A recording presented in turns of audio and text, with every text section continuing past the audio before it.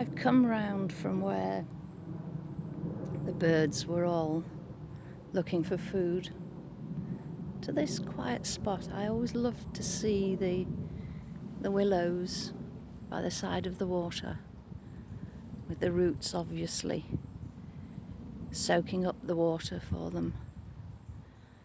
And across on the other bank there are bulrushes. And I did see some in Bridgemere and said that the tale of my dad and bulrushes was one for another day. So as I can see some over there, that I can see the great big brown bulrushes on. You probably can't see on this. But the story of my dad and the bulrushes, well, we'd gone for a walk when my son was tiny, in his pram, along a walk somewhere in South Wales.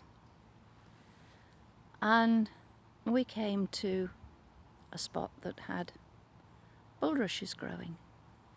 And my dad said, "I know you like them. Would you like some?"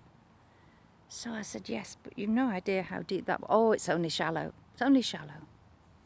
"Okay, right. Off you go, Dad." So took his shoes and socks off, a bit like me going in to rescue that bird. I wonder where I got that from.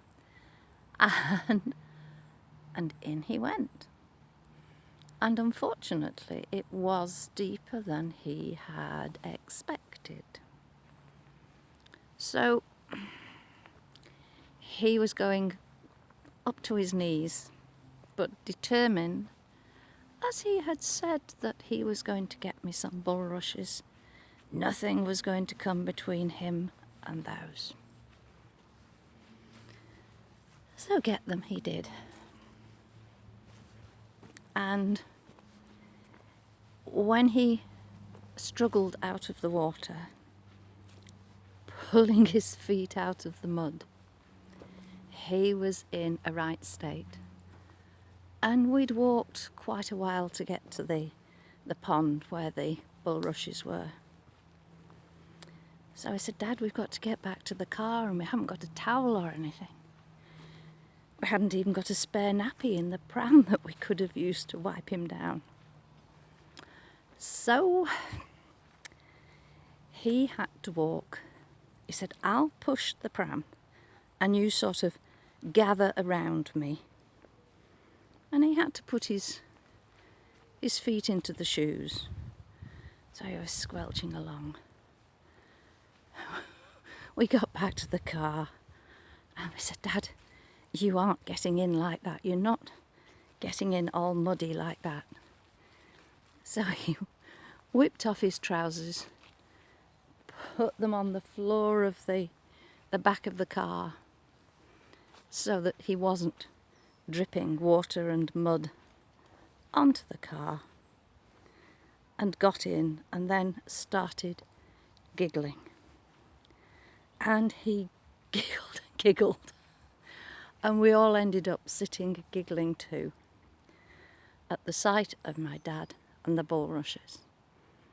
I had them in a vase for ages until they started dropping bits everywhere. And then I had to throw them away, but they gave me a smile every time I saw them. And thank goodness I wasn't looking for a life belt like that to throw in to rescue my dad. It's good to have memories, isn't it? Thank you for listening. Thank you for sharing my memory. Take care and do some giggling. It's always good. And I'll speak to you tomorrow. Bye.